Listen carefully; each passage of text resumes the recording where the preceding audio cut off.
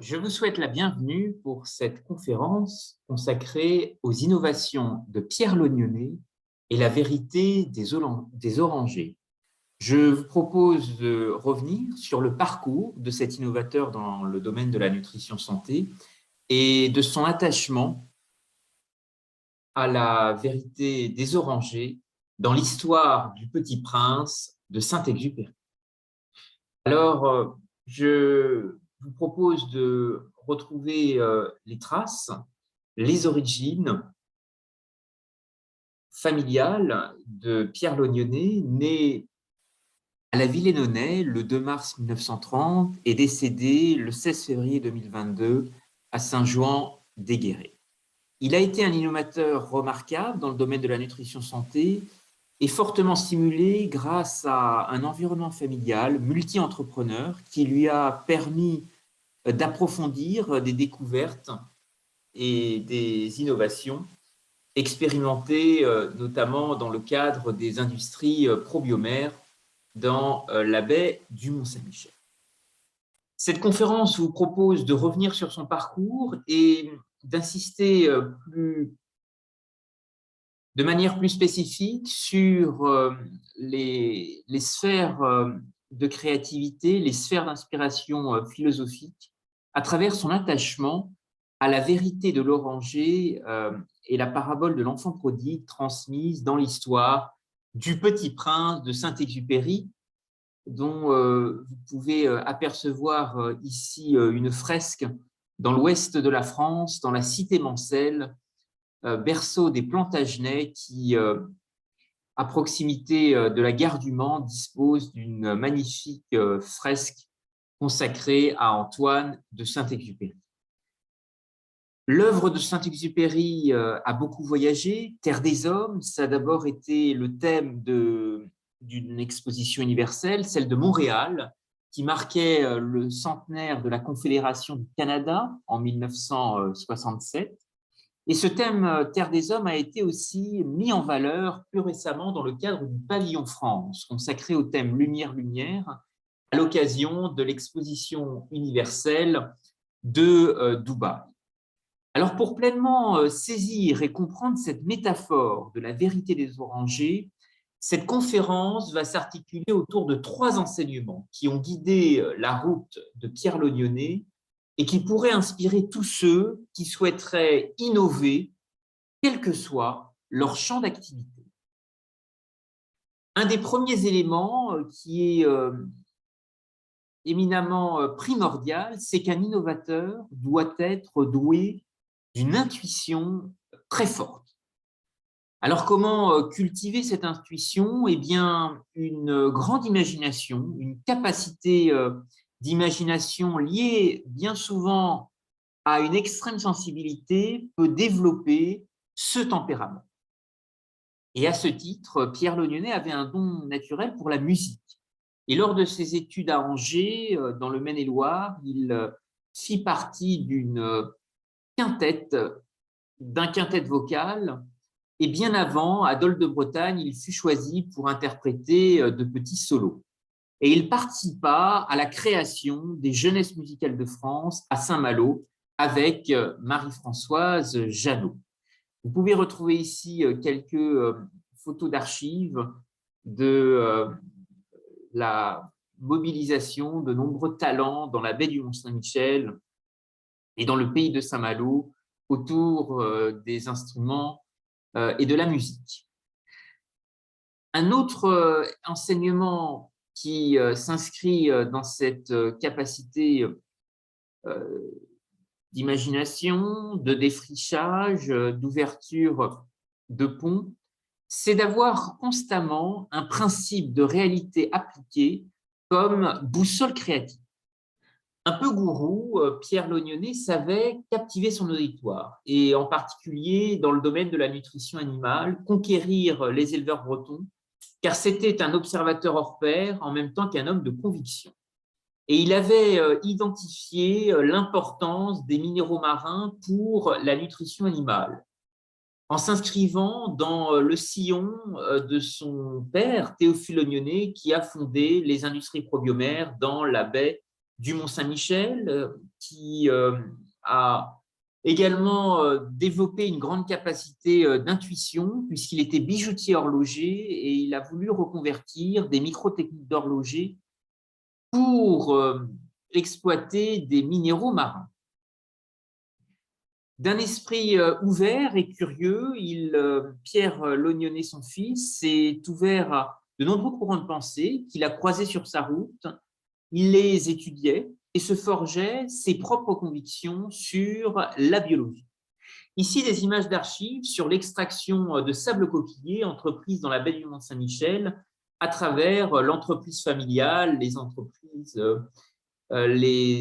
industries probiomères qui ont fait germer un grand tempérament industriel et entrepreneurial dans de nombreuses générations de la famille Lognonnet. Alors, les travaux de Quinton et l'eau de mer, Monod et la biologie moléculaire, Ménétrier et l'oxydoréduction, le travail sur le stress de Laborie faisaient partie du quotidien de recherche de Pierre Lognonnet qui a fortifié aussi ses connaissances au contact de l'entreprise familiale, les industries probiomères. Et ce principe de réalité appliquée, finalement, s'inscrivait de la façon suivante: utiliser chaque circonstance de la vie pour en tirer une vérité ou un enseignement. La réalité de la nature est parfois plus forte que l'émotion et le raisonnement des humains. C'est la vérité des orangers. Une vérité empiriste, un principe de réalité appliquée qui peut intéresser l'ensemble des innovateurs dans leur champ, dans leur perspective de carrière et d'évolution, quel que soit leur champ d'activité. Et enfin, pour terminer, un troisième enseignement, c'est une philosophie sur l'éternel recommencement. Et pour illustrer cet éternel recommencement, Pierre Lognonnet aimait justement partager l'histoire du Petit Prince de Saint-Exupéry. En vous rappelant ici un extrait qui permet de saisir cette métaphore de la vérité des orangers. La vérité, ce n'est point ce qui se démontre. Si, dans ce terrain et non dans un autre, les orangers développent de solides racines et se chargent de fruits, ce terrain-là, c'est la vérité des orangers. Si cette religion, cette culture, cette échelle de valeur, cette forme d'activité et non telles autres favorise dans l'homme cette plénitude et se découvre en lui un Seigneur qui s'ignorait, c'est que cette échelle de valeur, cette culture, cette forme d'activité dont la vérité de l'homme fait partie, eh bien, la logique, qu'elle se débrouille pour rendre compte de la vie. Alors, cette longue formule peut paraître extrêmement complexe et très subtile à illustrer. C'est sans doute le caractère finalement très subjectif, la condition extrêmement empirique de l'existence et de la création humaine. Et c'est un message philosophique extrêmement fort qui a bien entendu son sens avec l'œuvre Terre des hommes d'Antoine de Saint-Exupéry. Et c'est à la fois une invitation à méditer, c'est un exercice philosophique qui a tout son sens dans le Grand Ouest de la France, qui est une région qui marche aussi sur les traces d'un de ses enfants, Antoine de Saint-Exupéry, qui est très bien identifié à Lyon, mais qui, avant d'avoir connu un parcours rhône-alpin, a aussi passé une enfance mancelle dans la Sarthe.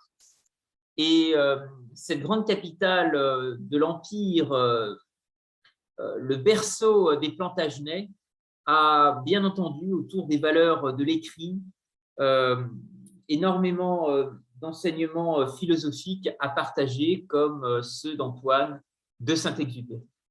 Vous dire aussi que Pierre Lognonnet attachait une grande importance à l'histoire du Petit Prince et à cette vérité des orangers par culture familiale. parce qu'il était issu d'une famille de bijoutiers horlogers, et cette quête infinie de précision, l'aspect intangible de la mesure du temps, confère à cette pratique horlogère une forte dimension philosophique. Un très fort questionnement sur la vie, qui a aussi nourri plusieurs générations, qui est certainement un ferment très positif dans nos territoires pour encourager des innovateurs à se lancer, à imaginer de nouvelles recherches et de nouvelles richesses entre terre et mer, entre océan et terroir, et c'est véritablement l'esprit de l'économie circulaire. Si vous souhaitez nourrir des questionnements philosophiques que vous pourriez avoir autour du rapport au temps, de cette approche sensible de la distance et de cette vérité des orangers, eh bien, je vous encourage à réaliser une promenade culturelle pour retrouver un témoignage extrêmement intéressant d'horloge l'Ognonnet dont une figure dans le mobilier de l'église paroissiale Saint-Louis dans la baie du Mont-Saint-Michel sur la commune d'Irène. Et cette baie est probablement la 8e merveille du monde et elle invite à découvrir de nombreuses autres richesses, des richesses humaines, des richesses pour créer ensemble, collaborer ensemble et innover ensemble. Inscrit au patrimoine mondial de l'humanité depuis 1979, Pierre L'Ognonnet était très attaché à la baie du Mont-Saint-Michel. Il avait fait construire une maison exemplaire, autonome, avec du bois de Finlande dans le département de la Manche. Et en écho peut-être à ce Mont-Saint-Michel qui est une véritable prouesse artistique et technique, à travers cet îlot rocheux au milieu des grèves immenses, soumises au va-et-vient de puissantes marées, eh bien, la merveille de l'Occident invite certainement de nouveaux penseurs, innovateurs, porteurs de projets innovants, teintés de philosophie occidentale et désireux de façonner le monde de demain. Je vous remercie pour votre attention. Quelques photos qui apparaissent ici parce que la baie du Mont-Saint-Michel n'est pas très loin de Dinard, où les frères Lumière ont réalisé leur première expérience photographique. Et c'était un véritable bouillonnement qui animait aussi ces innovateurs. Ils s'étaient portés acquéreurs d'un moulin pour notamment développer une fécule de pommes de terre nécessaire, une fécule de pommes de terre très fine nécessaire à l'émulsion photographique. Ce qui montre à quel point autour des sciences du vivant, de l'agriculture, de la nutrition santé, de la transformation alimentaire, il est possible de trouver de formidables lumières. Et le thème lumière-lumière est justement la thématique qui a été choisie dans le cadre de l'exposition universelle de Dubaï. Et vous pouvez retrouver à ce sujet un certain nombre de comptes rendus et récits de voyage que j'ai eu la chance de pouvoir réaliser sur place. Je vous remercie à tous pour votre attention et vous propose d'ouvrir maintenant les échanges au débat avec vous tous. Merci pour votre attention.